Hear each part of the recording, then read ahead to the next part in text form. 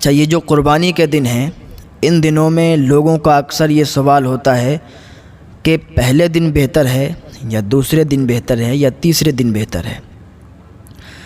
پہلے دن اگر کسی نے قربانی کرائی تو اس کو زیادہ ثواب ہے، دوسرے دن اگر کسی نے کرائی تو اس سے کم ہے، اور تیسرے دن اگر کسی نے کرائی تو پھر اس سے کم ہے، یعنی سب سے جو کم ثواب ہے وہ تیسرے دن میں ہے۔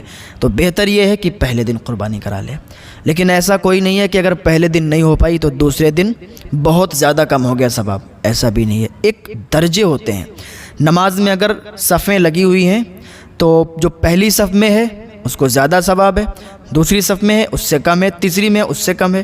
تو اسی طریقے سے ایک درجے ہوتے ہیں، ایسا نہیں ہے کہ اگر دوسری یا تیسرے دن کسی نے قربانی کرا لی تو اس کو ثواب بالکل ملے گا ہی نہیں، یا تھوڑا بہت ملے گا لیکن ایک درجے کے مطابق ملے گا۔ پہلے دن قربانی کرائیں گے تو زیادہ ثواب ملے گا۔ شہر میں اور گاؤں میں کب قربانی کی جائے؟ نماز سے پہلے کی جائے یا نماز سے بعد کی جائے؟ تو دیکھیں، اگر کوئی شہر میں رہتا ہے تو شہر والوں کو چاہیے کہ شہر میں جب تک نماز عید نہیں ہوتی ہے تب تک وہ قربانی نہیں کرا سکتے۔ شہر میں نماز عید سے پہلے قربانی نہیں ہو سکتی ہے۔ اب اگر کسی نے نماز عید سے پہلے قربانی کر دی تو قربانی تو ہو جائے گی مگر مکروہ ہوگی۔ اب دیہات والے جو ہیں وہ نماز عید سے پہلے کروا سکتے ہیں، یوں کیونکہ دیہات میں نماز عید نہیں ہے، اس لیے وہ طلوع آفتاب کے بعد قربانی کروا سکتے ہیں۔ اچھا، اب شہر کی بات یہ ہے کہ اگر شہر میں جس محلے میں ہم رہتے ہیں اس میں اگر عید کی نماز نہیں ہوئی اور دوسرے محلے میں عید کی نماز ہو گئی تو کیا قربانی اگر کسی نے کر لی تو صحیح رہے گی یا نہیں، یعنی ہوگی یا نہیں؟ یہ کوئی شرط نہیں ہے کہ اگر عیدگاہ میں نماز ہوگی اس کے بعد ہی قربانی ہوگی، ایسا نہیں ہے۔ اگر کسی بھی مسجد میں، شہر کی کسی بھی مسجد میں اگر نماز ہو گئی اور عیدگاہ میں ابھی نماز نہیں ہوئی تب بھی قربانی کرنا جائز ہے، قربانی کر سکتے ہیں۔ ہم جس محلے میں رہتے ہیں، ہمارے محلے میں اگر عید کی نماز نہیں ہوئی، دوسرے محلے میں عید کی نماز ہو گئی تو قربانی کے لیے کافی ہے، تو قربانی آپ کر سکتے ہیں۔ لیکن بہتر یہی ہے کہ اپنی مسجد میں عید کی نماز ادا کر کے اور پھر اپنے اپنے گھروں کی طرف نکلیں اور قربانی کریں اللہ کی راہ میں زیادہ سے زیادہ۔ اچھا، عید کی نماز کا ٹائم مقرر تھا، امام صاحب نے نماز پڑھائی، نماز ہو گئی، مکمل ہو گئی، نماز ہو گئی، ادھر کسی نے قربانی کر دی، قربانی ہو گئی، ادھر نماز بھی مکمل ہو گئی تھی، نماز کے بعد ہی انہوں نے قربانی کی۔ لیکن اب معلوم چلا کہ امام صاحب نے جو نماز پڑھائی تھی تو ان کا تو وضو تھا ہی نہیں، وضو ان کا ٹوٹ چکا تھا، تو بغیر وضو کی حالت میں انہوں نے نماز پڑھائی تھی۔ اب کیا مسئلہ رہے گا؟ تو مسئلہ یہ رہے گا کہ امام صاحب نماز کی اعادہ کریں گے، یعنی دوبارہ نماز پڑھائیں گے۔ اب قربانی کا اعادہ کرنا ضروری نہیں، وہ قربانی ہو جائے گی۔ دیکھیں، اگر کسی انسان نے یہ منت مانی تھی کہ بکرے پہ قربانی کرے گا، لیکن جب قربانی کے دن آئے تو اس نے اونٹ کی قربانی کر دی، یا اس نے پڈا کو قربان کر دیا، پڈا یا اونٹ کو قربان کر دیا، اور منت اس کی تھی کہ بکرا قربان کرے گا، بکرا قربان نہیں کیا تو اس کی قربانی ہوگی یا نہیں ہوگی؟ تو دیکھیں، اس کی قربانی ہو جائے گی۔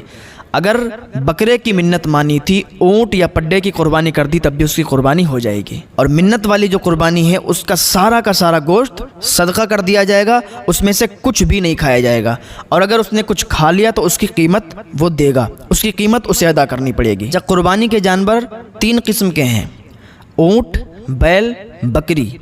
اونٹ میں بھی اس کی قسم داخل ہے، بیل میں بھی اس کی ساری قسم داخل ہے، نر اور مادہ دونوں داخل ہیں، بکری میں بھی ساری قسمیں داخل ہیں، نر اور مادہ، بھیڑ اور دمبا بھی بکری میں ہی شامل ہیں، خصی اور غیر خصی سب کا ایک ہی حکم ہے، یعنی ان سب پر قربانی ہو جائے گی۔ وحشی جانور جیسے نیل گائے تو اس کی قربانی نہیں ہو سکتی۔ ہاں، وحشی جانور اور گھریلو جانور سے مل کر جو بچہ پیدا ہوا ہے، مثلا ہرن اور بکری سے مل کر جو بچہ پیدا ہوا ہے تو اس میں ماں کا شمار ہوگا، یعنی ماں اگر بکری ہے تو بکری کی قربانی ہو سکتی ہے، لیکن بکرے اور ہرن سے مل کر جو بچہ پیدا ہوا تو اس کی قربانی نہیں ہوگی۔ اچھا، قربانی کے جانور کی جو عمریں ہیں، اونٹ 5 سال ہونا چاہیے، بیل 2 سال ہونا چاہیے، اور بکرا 1 سال کا ہونا چاہیے۔ اس سے زیادہ ہو جائے کوئی بات نہیں، لیکن کم نہیں ہونا چاہیے۔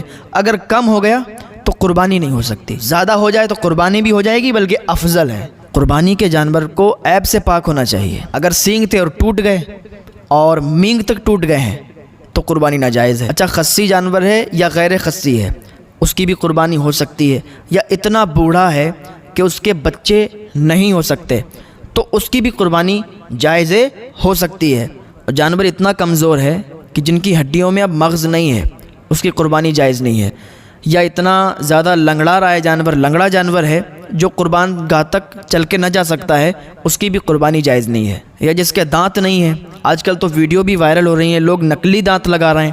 اچھا، نقلی دانت لگا لیں گے تو کیا قربانی جائز ہو جائے گی؟ بلکہ جو بیچ رہے ہیں اس طریقے سے نقلی دانت لگا کے، تو وہ عذاب کے مستحق ہیں اور عذاب انہیں ملے گا۔ تو ایسا نہ کریں، نقلی دانت لگا کر پیسے تو حاصل ہو جائیں گے، لیکن اللہ کے ہاں منہ کیا دکھاؤ گے؟ ہاں، تو ایسے کام نہ کریں جن میں اللہ تعالیٰ کی گرفت ہو۔ تو جن کے دانت نہیں ہیں جانوروں کے، وہ بھی، ان کی بھی قربانی نہیں ہو سکتی۔ قربانی کرنے کے لیے جب جانور خریدیں تو اچھے سے دیکھ لیا کریں، دانت وغیرہ سب دیکھ لیا کریں۔ قربانی کرتے وقت جانور اچھلا کودا تو یہ عیب ہوا، لیکن یہ عیب مضر نہیں، یعنی قربانی جائز ہے، قربانی کر سکتے ہیں۔ یا قربانی کرنے کے لیے جا رہے تھے اور جانور بھاگ گیا تو فوراً ہی اس کو پکڑ لائے اور قربانی کر دی تو قربانی ہو جائے گی۔